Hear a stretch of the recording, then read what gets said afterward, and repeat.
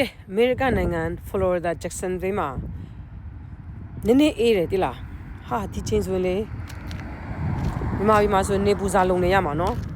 ကြည့် American နိုင်ငံမှာကြည့်လိုက်အနောက်မှာကြည့်လိုက်ဘသူမှလည်းမရှိဘူးနော်အရန်လေးအေးတယ်နေပူစာထိုင်လုံတဲ့လူလည်းတရားမှမရှိဘူးတိလားပြမယ်အနောက်ကိုကြည့်လိုက်ဟိုမှာကြည့်လိုက်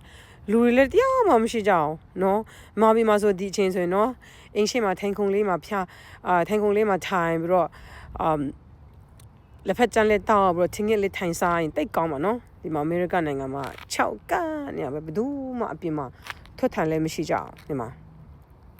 တစ်ပင်တွေကလည်း6လူသူကလည်းမရှိနော်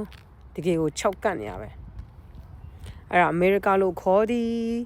ယူရိုတွေအရန်လာချင်တဲ့အမေရိကန်နိုင်ငံရေး6တွေ့ပုံကတော့ချိလိုက်ပါအောင်နော်ဒီတစ်ပင်တွေဆိုရင်6လုံးလို့ဒီမှာအကုန်လုံး6နေပြီ